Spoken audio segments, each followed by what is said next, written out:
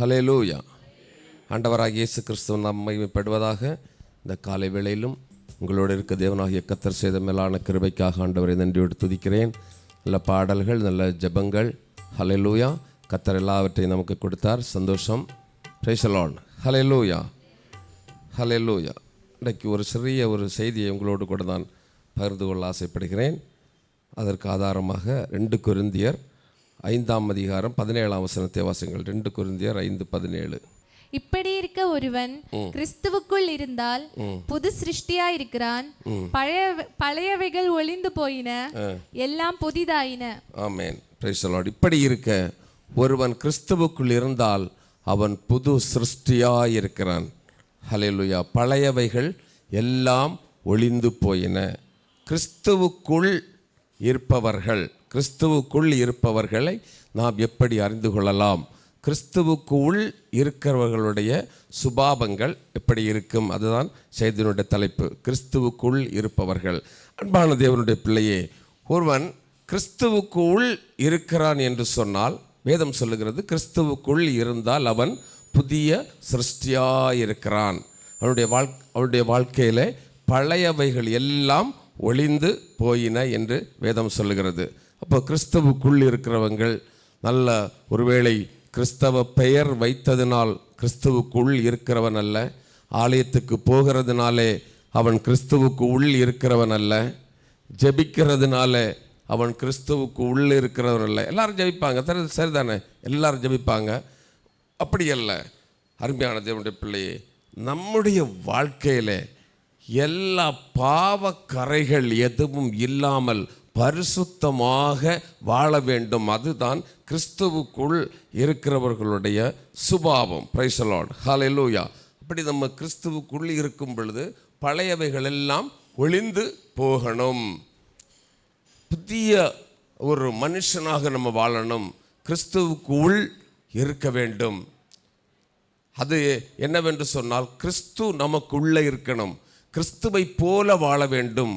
இயேசு கிறிஸ்து எப்படி இந்த உலகத்தில் வாழ்ந்தாரோ அதை போல நாமும் வாழ வேண்டும். அதுதான் கிறிஸ்துவுக்குள் இருக்கிறவனுடைய அனுபவம். ஹல்லேலூயா. கிறிஸ்துவுக்குள் இருக்கிறவனுடைய அனுபவம் எப்படி இருக்கும்? வாசியுங்கள். மத்தேயு எழுதின சுவிசேஷம் 5ஆம் அதிகாரம் 14ஆம் வசனத்தை வாசியுங்கள். மத்தேயு 5:14. மத்தேயு 5:14. நீங்கள் உலகத்துக்கு வெளிச்சமா இருக்கிறீர்கள். மலையின் மேல் இருக்கிற பட்டணம் மறைந்திருக்க மாட்டாது. அதுல என்ன சொல்லப்படுகிறது தெரியுமா? கிறிஸ்துவுக்குள் இருப்பவர்கள் எப்படி இருக்க வேண்டுமாம்? உலகத்திற்கு வெளிச்சமா இருக்க வேண்டும். ஒன்றாவது, கிறிஸ்துவுக்குள் இருக்கிறவர்கள் எப்படி இருக்கணும்? உலகத்துக்கு வெளிச்சம் கொடுக்கிறவர்களாக இருக்க வேண்டும். நாம் எப்படி இருக்கிறோம்? நம்ம சொல்லிக்கொள்ளுகிறோம், நாம் கிறிஸ்துவுக்குள்ளே இருக்கிறேன் என்று சொல்லிக்கொள்ளுகிறோம். நாம் கிறிஸ்துவுக்குள்ளே இருக்கிறோமா? உலகத்துக்கு வெளிச்சம் கொடுக்கிறவர்களாக இருக்கிறோமா? நம்முடைய பேச்சு, நம்முடைய சிந்தை, நம்முடைய வார்த்தைகள், நாம் மற்றவர்களிடத்தில் பழகுவது, இது எல்லாம் உலகத்திற்கு வெளிச்சம் கொடுக்கிறவர்களாக இருக்கிறோமா? நம்முடைய வெளிச்சத்தை பார்த்து அநேகர் ஆண்டவரிடத்தில் வரணும், அந்த அளவுக்கு நம்ம இருக்கிறோமா? நம்முடைய உடை, நடை, பாவனை எல்லாம் கிறிஸ்துவுக்குள் இருக்கிறவர்களாக இருக்கிறோமா? எந்த இடத்துல நம்ம இருந்தாலும் நம்மை பார்க்கிறவர்கள் சொல்ல வேண்டும், இவன் ஒரு கிறிஸ்து உள்ளவன் என்று சொல்லி. அப்படி நம்முடைய வாழ்க்கை இருக்கிறது. அப்படி இருந்தால்தான் அது கிறிஸ்துவுக்கு உள் இருக்கிற வாழ்க்கை. பழைய புளித்த அனுபவங்கள் நம்முடைய வாழ்க்கையிலே இருக்கக்கூடாது. கிறிஸ்துவுக்குள்ளே இருக்கிறவன் எப்படி இருக்கணும்? கிறிஸ்தவனாக தான் வாழணும். ஹல்லேலூயா. பழையவைகள் ஒன்றும் இருக்கக்கூடாது. அவன் தான் கிறிஸ்துவுக்குள்ளே இருக்கிறவன். ஹல்லேலூயா. ஆமென். சும்மா வெளியில் நாம் கிறிஸ்தவன் என்று சொல்லி கொண்டிருந்தா ஒன்றும் முடியாது. நம்முடைய லட்சியம் என்ன? நம்முடைய நோக்கம் என்ன? எப்படியாவது நம்ம எங்கே போகணும்? பரலோகத்துக்கு போகணும். அதுதான் நம்முடைய நோக்கம். உலகத்திலே வாழ்ந்து போகிற ஒரு வாழ்க்கை அல்ல நம்முடைய வாழ்க்கை. கிறிஸ்தவ வாழ்க்கை என்பது உலகத்தில் எல்லாரும் வாழ்கிறதை போல வாழ்ந்து போகிற ஒரு வாழ்க்கை அல்ல. கிறிஸ்தவ வாழ்க்கை நம்முடைய லட்சியம் பரலோகம் போகணும். பரலோகம் போகணும் என்று சொன்னால் நம்ம எப்படி வாழணும்? கிறிஸ்துவுக்குள் இருக்க வேண்டும், கிறிஸ்துவுக்குள் வாழ வேண்டும்.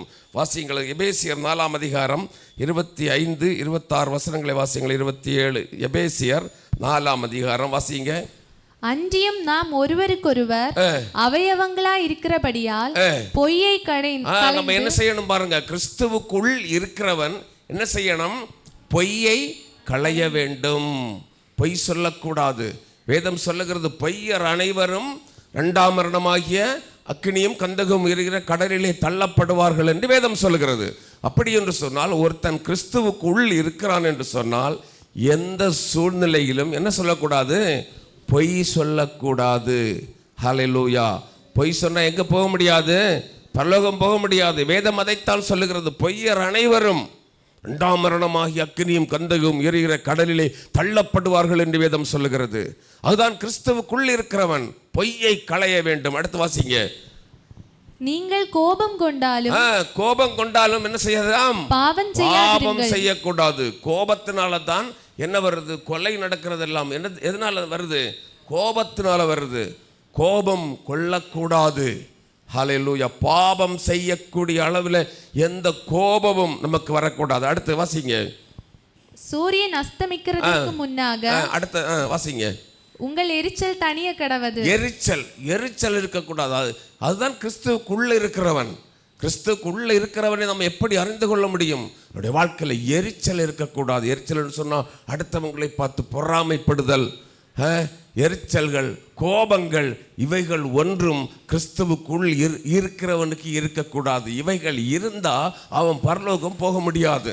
நம்முடைய நோக்கம், நம்முடைய லட்சியம் எப்படியாவது அவருடைய ராஜ்யத்தில் சேர வேண்டும் என்று சொன்னால் இவைகளை விட்டு விலக வேண்டும். அடுத்து வாசிங்க. பிசாசுக்கு இடம் கொடாமல் இருங்கள். எந்த சூழ்நிலையிலும் என்ன செய்யக்கூடாது? பிசாசுக்கு நம்ம இடம் கொடுத்து விடக்கூடாது. பிசாசுக்கு இடம் கொடுத்துட்டீங்கன்னா அவ்வளவுதான். பொல்லாத சிந்தைகளினாலும் பொல்லாத நினைவுகளினாலும் பொல்லாத பேச்சுகளினாலும் நம்முடைய வாழ்க்கையிலே நாம் பிசாசுக்கு இடம் கொடுத்தோம் என்று சொன்னால், ஹல்லேலூயா, ஹல்லேலூயா, பிசாசுக்கு நம்ம இடம் கொடுத்தோம் என்று சொன்னால் அவன் நம்முடைய வாழ்க்கையை என்ன செய்து விடுவான்? அழித்து விடுவான். பாவத்துக்கு நேராக கொண்டு சென்று விடுவான். அதனால நம்முடைய பரிசுத்த வாழ்க்கை கேடு உண்டாகும். அதனால தான் ஆண்டவர் சொல்றாரு, நீ பிசாசுக்கு இடம் கொடுக்க கூடாது. பிசாசுக்கு இடம் கொடுக்காமல் இருக்க வேண்டும் என்று சொன்னால் எப்பொழுதும் எப்படி இருக்க வேண்டும்? ஜெபத்திலும் துதித்தலிலும் ஆராதிப்பதிலும் கர்த்தரை துதிப்பதிலே உறுதியாயிருக்க வேண்டும். ஆமென். அவரை துதிக்கணும், அவரை ஆராதிக்கணும். அவரோடு கூட நம்ம நினைவெல்லாம் ஆண்டவரோடு கூட இருக்கணும்.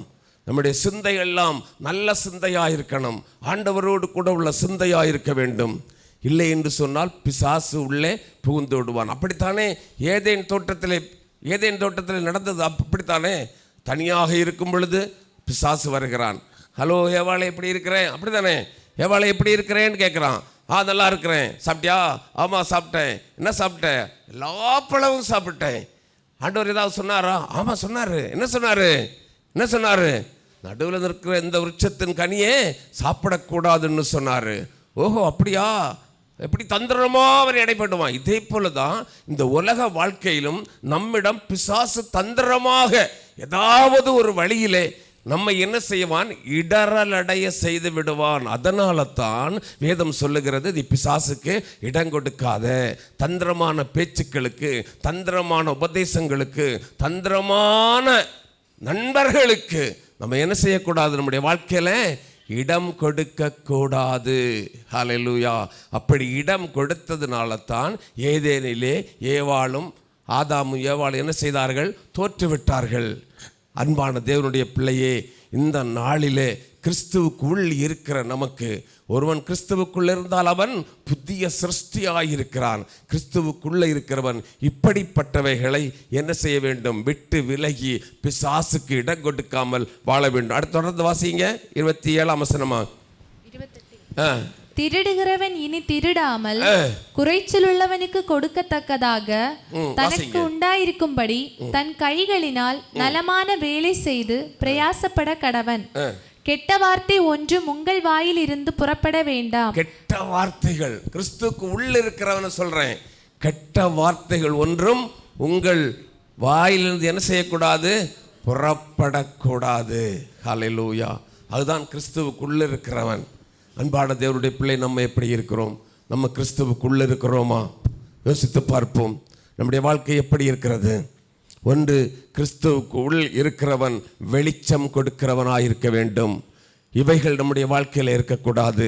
வெளிச்சம் வீசணும், நம்முடைய வாசனை வீசப்பட வேண்டும். இயேசுவின் வாசனை எப்படி உலகமெங்கும் வீசியதோ அதை போல ஒரு ரட்சிக்கப்பட்ட தேவனுடைய பிள்ளை வாசனை வீசுகிறவர்களாக இருக்க வேண்டும். சூரியனிடத்திலிருந்து பிரகாசத்தை பெற்று சந்திரன் எப்படி ஒளி கொடுக்குதோ அதை போல நாமும் இயேசுவாகிய நீதியின் சூரியனிடத்திலிருந்து ஒளியை பெற்று அவருடைய வல்லமையை பெற்று நாமும் இந்த உலகத்தில் வெளிச்சம் வீசுகிறவர்களாக பிரகாசிக்கிறவர்களாக இருக்க வேண்டும். ஹல்லேலூயா, ஹல்லேலூயா. கவனிக்கிறீங்களா? புரியுதா உங்களுக்கு? புரியுதா? ஒன்றாவது என்ன எப்படி இருக்க வேண்டும்? வெளிச்சம் கொடுக்கிறவர்களாக இருக்க வேண்டும். அப்படின்னா இருளின் அதிகாரங்கள், இருளினுடைய காரியங்கள் ஒன்றும் நம்முடைய வாழ்க்கையில் இருக்கக்கூடாது. Price the Lord. பாவத்தின் வேர் முதலாய் நம்முடைய வாழ்க்கையில் என்ன செய்யக்கூடாது? இருக்கக்கூடாது. பரிசுத்தமாய் வாழ்ந்தால்தான், ஹல்லேலூயா, வேதம் சொல்லுகிற அவன்தான் கிறிஸ்துவுக்கு உள் இருக்கிறவன். அதனால் நம்ம என்ன செய்ய வேண்டும்? நமது லட்சியம் பரலோகம். அதனால் தான் நாம் வெளிச்சம் வீச வேண்டும். நம்முடைய இந்த வெளிச்சத்தை தேடி என்ன செய்யணும்? அநேகர் வரணும். அதுதான் இப்போ ஒரு பிள்ளை காலேஜில் நல்லா வெளிச்சம் கொடுக்கிறவர்களாய் ஒரு ரட்சிக்கப்பட்ட நல்ல அபிஷேகம் பெற்ற ஒரு பிள்ளை இருக்குன்னு சொன்னால் அவளை தேடி அதே போல் 10 பிள்ளைகள் வருவாங்க. சரிதானே? அவங்க ஒன்றா கூடி ஜபிப்பாங்க, ஆண்டவரை பற்றி சொல்லுவாங்க, பேசுவாங்க. வெளிச்சம் வீசணும். அப்போ மற்றவங்க சொல்லணும், இது அவங்கள மாதிரி இல்லை, அந்த பிள்ளை நல்ல பிள்ளை அப்படின்னு சொல்லணும். ஹல்லேலூயா. வாலிபர்களாக இருந்தாலும் சரி அப்படி சொல்லணும். அந்த அளவுக்கு நம்ம எந்த இடத்துல இருந்தாலும் வெளிச்சம் வீசுகிறவர்களாக இருக்க வேண்டும். நம்மளை பார்த்ததுமே சொல்லணும், இவன் தேவனுடைய பிள்ளை என்று சொல்ல வேண்டும். அந்த அளவுக்கு அதுதான் கிறிஸ்து உள்ளவன். அப்படி நம்ம வெளிச்சம் வீசுகிறவர்களாக இருக்க வேண்டும். 2வது வாசியுங்கள், மத்தேயு எழுதின சுவிசேஷம் 5ஆம் அதிகாரம் 44ஆம் வசனத்தை வாசியுங்கள். மத்தேயு 5:44. மத்தேயு 5:44 இல்லையா? நான் உங்களுக்கு சொல்லுகிறேன், உங்கள் சத்துருக்களை சிநேகியுங்கள், உங்களை சபிக்கிறவர்களை ஆசீர்வதியுங்கள். 2வது, இந்த கிறிஸ்து உள்ளவன் அவருடைய சுபாவம் எப்படி இருக்க வேண்டுமாம்? சத்துருக்களை நேசிக்கிறவர்களாக இருக்க வேண்டும். நம்ம என்ன சொல்லுகிறோம்? சத்ருவாக இருந்தால் உடனே சொல்லுவோம், அவன் என்ன செய்யணும்? அழிந்து போகணும்னு சொல்லுவோம். அப்படி தானே? அப்படி ஆமாவா? ஹல்லேலூயா. அப்படியே சொல்லி ஜெபம் பண்ணுவோம், அவன் அழியணும் ஆண்டவர், அவன் காணாமல் போகணும் ஆண்டவரேன்னு சொல்லி. ஆனால் ஆண்டவர் இயேசு என்ன சொல்லியிருக்கிறார் தெரியுமா? உன் சத்துருக்களை நீ என்ன செய்யணும்? சிநேகிக்க வேண்டும். Praise the Lord. நம்ம எப்படி இருக்கிறோம்? நம்ம சத்துருவை சிநேகிக்க வேண்டும். இயேசு கிறிஸ்து சிலுவையில் தொங்கும் பொழுதும் அவர் சொன்னார், பிதாவே, இவர்கள் செய்வது இன்னதென்று அறியாததால் இவர்களுக்கு மன்னியும் என்று சொன்னார். அவர்கள் கன்னத்தை அடித்தவனை, அவருடைய முகத்திலே உமிழ்ந்தவனை, தலையிலே முள்கிரீடத்தை வைத்து அடித்தவனை, விலாவிலே குத்தினவனை அவரால் என்ன சொன்னார்? சிலுவையிலே தொங்கிக் கொண்டிருக்கும் பொழுதும் அவர் சொன்னார், பிதாவே, இவர்கள் செய்வது இவர்களுக்கு என்னவென்று தெரியவில்லை, அதனால் இவர்களை மன்னியும் என்று சொன்னார். அதே போல நம்முடைய வாழ்க்கையிலே நம்முடைய மன்னிக்கிற சுபாவம் நமக்கு இருக்க வேண்டும். மற்ற சத்ருவை நேசிக்க வேண்டும். நம்ம எப்படி இருக்கிறோம்? மாமனாரை நேசிக்கிறோமா? மாமியாரை நேசிக்கிறோமா? அப்பா அம்மாவை நேசிக்கிறோமா? பிள்ளைகளை நேசிக்கிறோமா? ஒரு சின்ன குறை இருந்தாலும் நம்ம என்ன சொல்லுகிறோம்? பேச்சிலே வாக்கிலே ஒரு தவறு இருந்தால் கூட என்ன சொல்லிக் கொள்ளுகிறோம்? நான் இனி செத்தாலும் பேச மாட்டேன். அப்படி தானே சொல்கிறாங்க? அப்படி தானே? நான் இனி அவகிட்ட செத்தாலும் பேச மாட்டேன். செத்தா எப்படி பேச முடியும்? அது அவங்களுக்கு தெரியும் கரெக்டாக. அதனால தான் சொல்கிறாங்க, நான் இனி செத்தாலும் பேச மாட்டேன். ஹல்லேலூயா. ஆனால் வேதம் சொல்லுகிறது என்ன தெரியுமா? ஆண்டவர் என்ன சொல்லுகிறார் தெரியுமா? என்ன செய்யணும்? சத்ருவை நேசிக்க வேண்டும். Praise the lord. சத்ருவை நேசிக்க வேண்டும். ஹல்லேலூயா. பகை, பிணக்கங்கள், விரோதங்கள், கோபங்கள் இவைகள் நம்முடைய வாழ்க்கையில் இருந்தால் நம்ம பரலோகம் போக முடியாது. ஹல்லேலூயா. அதனால் நம்ம என்ன செய்யணும்? கிறிஸ்துவுக்கு உள்ளே இருக்கிற நம்ம இவைகளை விட்டு விலக வேண்டும். இவைகளை விட்டு விலகும் பொழுதுதான் நாம் ஆமென் அவருடைய ராஜ்யத்தில் போய் சேர முடியும். வாங்க, பிலிப்பியர் 4ஆம் அதிகாரம் 8ஆம் வசனத்தை வாசித்து பாருங்கள். பிலிப்பியர் 4ஆம் அதிகாரம் 8ஆம் வசனம். 8:9 வாசிங்க. பிலிப்பியர் 4:8-9. கடைசியாக சகோதரரே, உண்மை உள்ளவைகள் எவைகளோ. நம்ம என்ன செய்யணுமாம்? சத்துருவை நேசிக்க வேண்டும். அடுத்து என்ன செய்ய வேண்டுமாம்? உண்மை உள்ளவைகள் எவைகளோ, ஒழுக்கம் உள்ளவைகள் எவைகளோ, ஒழுக்கம் உள்ளவைகள் எவைகளோ, நீதி உள்ளவைகள் எவைகளோ, நீதி உள்ளவைகள் எவைகளோ, கற்புள்ளவைகள் எவைகளோ, கற்புள்ளவைகள் எவைகளோ, அன்புள்ளவைகள் எவைகளோ, அன்புள்ளவைகள் எவைகளோ, நற்கீர்த்தி உள்ளவைகள் எவைகளோ, புண்ணியம் எதுவோ, புகழ் எதுவோ, புகழ் எதுவோ, அவைகளையே சிந்தித்துக் கொண்டிருங்கள். அவைகளையே சிந்தித்துக் கொண்டிருங்கள். இப்போ நம்முடைய சிந்தை எப்படி இருக்க வேண்டும்? நல்ல ஒழுக்கம், கற்புள்ள எண்ணம், ஹல்லேலூயா, இவைகளை தான் நம்ம என்ன செய்யணும்? சிந்தித்து கொண்டிருக்க வேண்டும். அதுதான் கிறிஸ்து உள்ளவனுடைய வாழ்க்கை. நீங்கள் அந்த வசனத்தை வீட்டில் போய் படித்து பாருங்க, உங்களுக்கு புரியும்.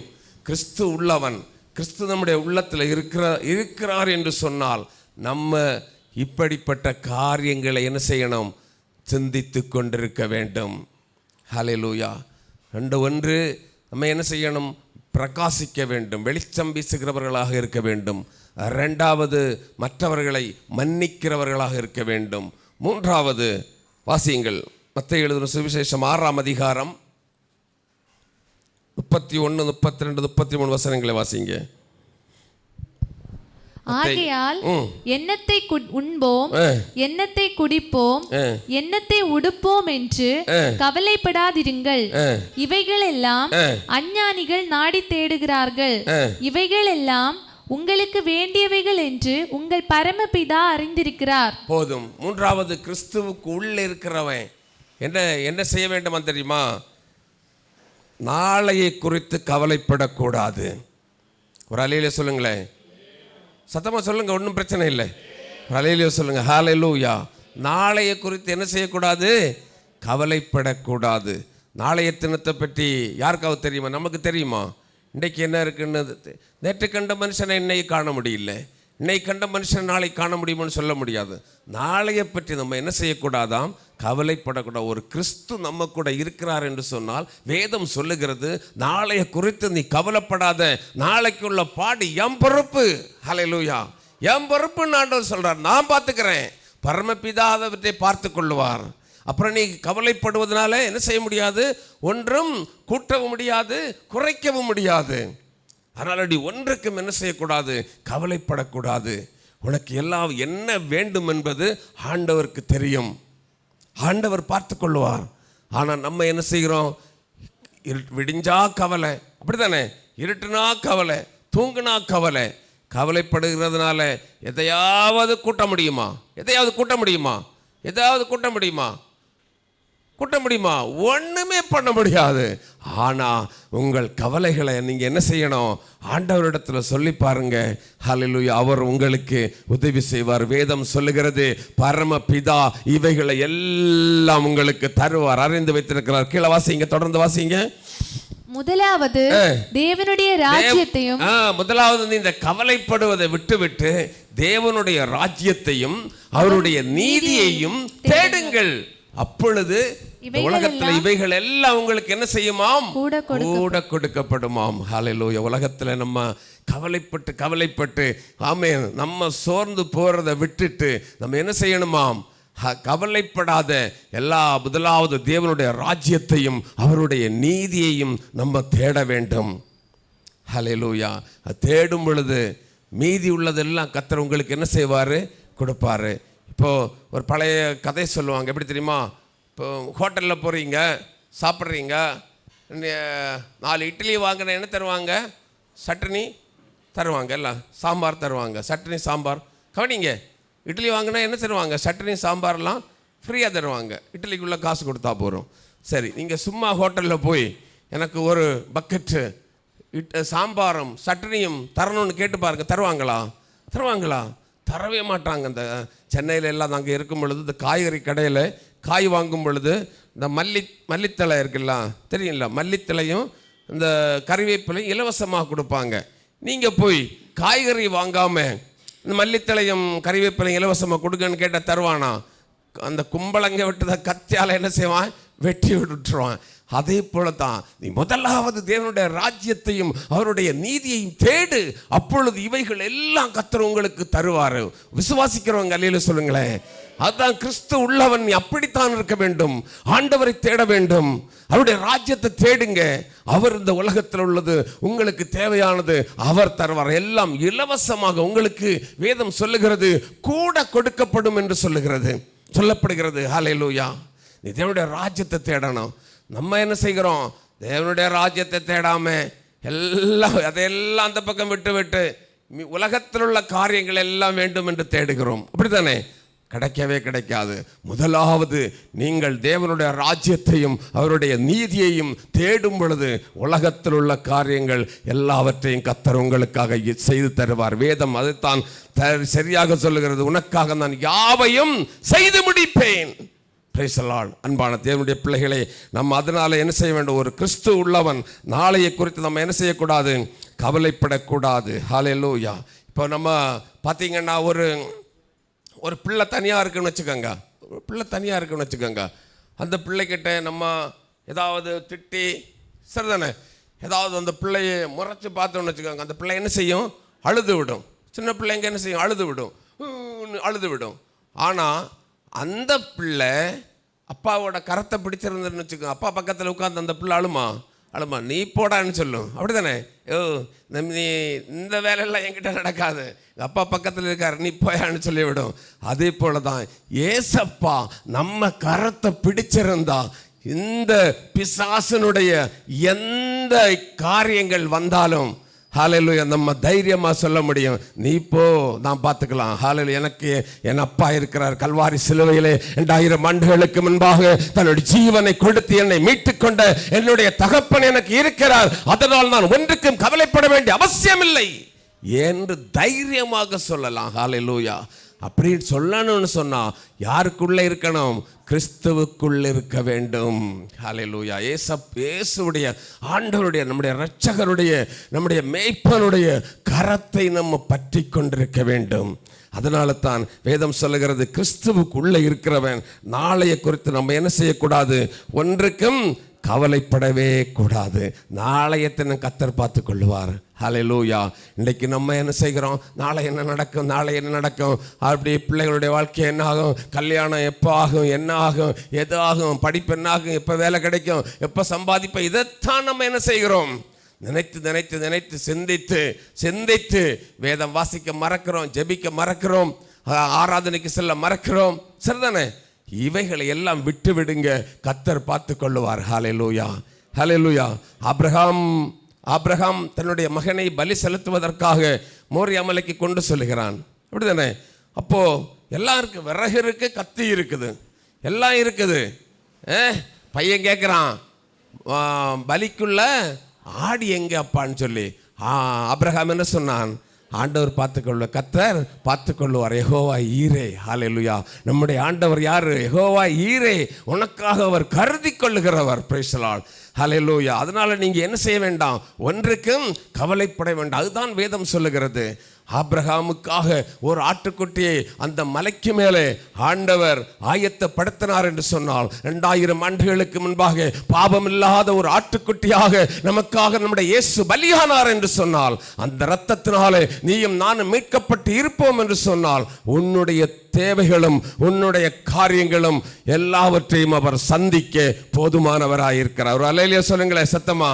ஒரு அல்லேலூயா சத்தமா சொல்லுங்களேன். நம்முடைய காரியங்களை அவர் பார்த்துக்கொள்ளும். அதனால நம்ம என்ன செய்யக்கூடாது? ஒன்றை குறித்தும் கவலைப்படக்கூடாது. எல்லாம் ஆண்டவர் பார்த்து கொள்வார். காரணம் என்ன? நீ கிறிஸ்துவுக்கு உள்ள இருக்கிறவர்கள். ஹல்லேலூயா. ஒரு கிறிஸ்துவுக்குள்ள இருந்தால் அவன் புது சிருஷ்டியாயிருக்கிறான். கிறிஸ்துவுக்குள் இருக்கிறவர்கள் நாம் எப்படி தெரிந்து கொள்ள முடியும்? மூன்றாவதாகத்தான் சொன்னேன், அவன் நாளைய குறித்து கவலைப்பட வேண்டாம். ஒன்றாவது, அவன் வெளிச்சம் வீசுகிறவனாக இருக்க வேண்டும். ரெண்டாவது, அவன் சத்ருவை நேசிக்கிறவனாக இருக்க வேண்டும். மூன்றாவது என்ன தெரியுமா? என்ன நாளைய குறித்து கவலைப்படக்கூடாது. அதனால் பிலிப்பியரில் ஒரு வசனத்தை கூட வாசித்து நான் முடித்து விடுகிறேன். பிலிப்பியர் 4ஆம் அதிகாரம் 6-7 வசனங்களை வாசிங்கள். நீங்கள் ஒன்றுக்கும் கவலைப்படாமல். எல்லாருக்கும் தெரிஞ்ச வசனம் தான். நீங்கள் ஒன்றுக்கும் சொல்லுங்க, வாசிங்க. எல்லாவற்றையும் குறித்து உங்கள் விண்ணப்பங்களை ஸ்தோத்திரத்தோட கூடிய ஜெபத்தினாலும் வேண்டுதலினாலும் தேவனுக்கு தெரியப்படுத்துங்கள். வாசிங்க அடுத்து. அப்பொழுது எல்லா புத்திக்கும் மேலான தேவ சமாதானம் உங்களை இருதயங்களையும் உங்கள் இருதயத்தையும் சிந்தையையும் கிறிஸ்து இயேசுவுக்குள்ளாக காத்துக்கொள்ளும். ஒரு அல்லேலூயா சொல்லுங்களேன், சத்தமா ஒரு அல்லேலூயா சொல்லுங்களேன். அதனால நீங்க என்ன செய்யக்கூடாது? எதுக்குமே கவலைப்படக்கூடாது. யாராவது கவலையோடு கூட இந்த காலை வேளை வந்திருந்தா ஆவியானவர் சொல்லுகிறேன் தெரியுமா, கவலைப்படாதே. ஹல்லேலூயா. ஒன்றுக்கும் கவலைப்படாதே. ஆமென். எல்லாவற்றையும் கர்த்தர் பார்த்துக் கொள்ளுவார். நீ உன்னுடைய விண்ணப்பங்கள், தேவைகள் எது இருந்தாலும் நீ இந்த காலை வேளையிலே கவலையோடு கூட வந்திருக்கலாம், ஒரு வேண்டுதலோடு கூட வந்திருக்கலாம், ஒரு விண்ணப்பத்தோடு கூட வந்திருக்கலாம், ஒரு ஏக்கத்தோடு கூட வந்திருக்கலாம். ஆவியானவர் இன்றைக்கு உங்களுக்கு சொல்லுவது என்னவென்று சொன்னால், நீ கவலைப்படாத, உன்னுடைய விண்ணப்பத்தை கர்த்தர் மேல வைத்து விடு, அவர் உனக்கு காரியத்தை வாய்க்க பண்ணுவார். விசுவாசத்தோட எல்லாம் எழுப்பி நிற்போமே. ஹல்லேலூயா. விசுவாசத்தோட எல்லாரும் எழுப்பி நிற்போம். Price the lord. Hallelujah, hallelujah, hallelujah, hallelujah, hallelujah, ஹல்லேலூயா. அவர் உங்களுக்கு நன்மை செய்வார். ஒருவன் கிறிஸ்துவுக்குள் இருந்தால் புது சிருஷ்டியாக இருக்கிறான். கிறிஸ்துவுக்குள் நீ இருக்கிறே என்று சொன்னால் நீ வெளிச்சம் கொடுக்க வேண்டும். இரண்டாவது, சத்துருவை நேசிக்க வேண்டும். மூன்றாவது, ஒன்றுக்கும் கவலைப்படக்கூடாது. எல்லாவற்றையும் நாளைய குறித்து நீ கவலைப்படாத, கர்த்தர் பார்த்துக் கொள்வார். அவரோடு கூட இரு. அவருடைய கரத்தை பிடிச்சுக்கோ, அவர் வலது கரத்தை பிடிச்சுக்கோ. வேண்டிக்கொள். நீ வேண்டிக் கொள்வதை அவனுக்கு நிறைவு செய்வேன் என்று வாக்கு கொடுத்திருக்கிறார். வாக்கு சொன்னவர், வாக்கு மாறாதவர். எல்லா கரங்களை தட்டி ஆண்டவரை மையப்படுத்த எல்லாரும் கரங்களை தட்டி இப்பொழுது ஒரு விடுதலை உண்டாகிறது. உன் மன கலக்கங்கள் மாறுகிறது, உன்னுடைய வேதனைகள் மாறுகிறது, உன்னுடைய வலிகள் மாறுகிறது. ஹல்லேலூயா. என்ன கலக்கத்தோடு கூட, என்ன கவலையோடு கூட இந்த காலை வேளையிலே அவருடைய சமூகத்தில் வந்து உட்கார்ந்திருக்கிறீர்களோ அதை ஆண்டவர் இந்த வேளையில மாற்ற போகிறார். அதை எடுத்து போட போகிறார். இயேசுவின் நாமத்தினாலே அவை மாறி போகிறது. உன்னுடைய விண்ணப்பம் கேட்கப்படுகிறது, உனக்கு பதில் கிடைக்கிறது. ஆமென். எல்லா கரங்களை தட்டி அபிஷேகத்தோட, வாய் திறந்து எல்லா கரங்களை தட்டி அபிஷேகத்தோட ஹல்லேலூயா, ஹல்லேலூயா கைதட்டி எல்லா கரங்களை தட்டி அபிஷேகத்தோட இப்பொழுது ஆமென் ஒரு விடுதலை உண்டாகட்டும். ஒரு விடுதலை. Amen. Hallelujah, hallelujah, hallelujah, hallelujah, hallelujah, hallelujah, hallelujah. Praise the lord. ஜெபம் அதை கேட்டிடும் ஜீவனுள்ள தேவன் என் பிதானதலா நந்தமே. ஜெபம் அதை கேட்டிடும் ஜீவனுள்ள தேவன் என் பிதானதலா நந்தமே. ஏறெடுப்போம் நம் இதயம் அதை, ஏறெடுப்போம் நம் இதயம் அதை, என்றும் மாறாமல் பதில் தரும் மன்னனிடம், என்றும் மாறாமல் பதில் தரும் மன்னனிடம்.